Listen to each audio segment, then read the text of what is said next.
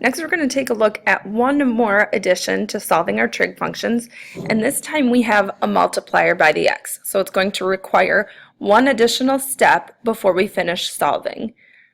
Using order of operations, when we're solving for our first example, the first thing we need to do is the sign inverse of both sides. And that's the same thing as asking the question, where on the unit circle is our sine function equal to negative root 3 over 2? Sine is negative in the third and fourth quadrants because it's our y-coordinate. So we're looking here at 4 pi over 3 and flipping it across that y-axis over here at 5 pi over 3. So after we take the sine inverse, we are left with 2x equals 4 pi over 3 and 2x equals 5 pi over 3. Dividing both sides by 2 to finish solving for x. Remember, when you divide a fraction, you are really multiplying in the denominator. So this becomes 4 pi over 6 and 5 pi over 6. Of course, we can simplify that 4 pi over 6, and we get 2 pi over 3. So our solving completely works a little bit differently on these. Remember, when we were graphing our trig functions, we had some of them with a period change, and that occurred when there was a multiplier by the x. So before we find our final answers, we need to figure out what the period of this new function is. So this multiplier for the x, remember we called b, and the new period is 2 pi divided by b. So for this function, we have 2 pi divided by 2, or pi. So when we're solving completely on this one, we're going to add pi n. And for our second answer, we have 5 pi over 6 plus pi n. Looking at our tangent function, we're going to start by taking the square root of both sides. So we have tangent of 3x equals positive or negative square root of 3.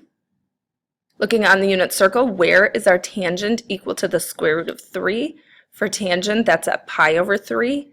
And tangent is negative square root of 3 in the second quadrant at 2 pi over 3. So we're going to set 3x equal to pi over 3, or 3x equals 2 pi over 3. Next, we're going to solve for x by dividing both sides by 3. Again, that means multiplying in the denominator. So I get pi over 9 and 2 pi over 9. When we're solving completely on this one, because the parent function, tangent, has a period of pi, finding the period of this new function, we're just going to take pi divided by b. So we have pi divided by 3 for the period of this function. Solving completely, we get pi over 9 plus pi over 3n. And our second solution is that 2 pi over 9 plus pi over 3n. Last example, we're going to take a look at a cosine function. Starting by dividing both sides by 2, we have cosine squared of 1/2 x equals 1/2. Taking the square root of both sides, we have cosine of 1/2 x equals positive or negative square root of 1, which of course is 1, over the square root of 2. So when we rationalize that, we have the cosine of 1/2 x equals the positive or negative root 2 over 2. Hopefully you recognize this one. It's those multiples of pi over 4. And because we're looking for cosine positive and negative, we end up with solutions in the third and fourth quadrants as well, because of course cosine is negative root 2 over 2 in the third quadrant, and then again positive root 2 over 2 in the fourth quadrant. So we end up with 4 solutions on this one. So we're going to set up 1/2 x equals pi over 4, 1/2 x equals 3 pi over 4, 1/2 x equals 5 pi over 4, and our final solution of 1/2 x equals 7 pi over 4. All right, solving each of these, we're going to be multiplying both sides by 2 to cancel that 1/2. and then we'll simplify in the denominator. So we get pi over 2, 3 pi over 2. Our third solution is 5 pi over 2.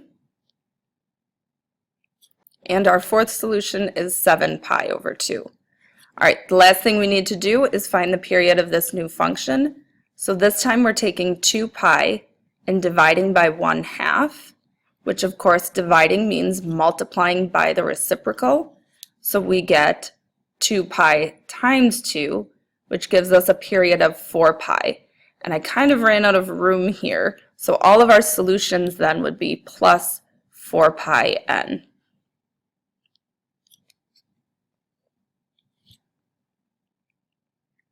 So depending on where you wrote these, try and squeeze that in somewhere. And finally, your U-try question. So take a look at this one. Attempt it as best you can. Remember to find the period of your new function before you solve completely.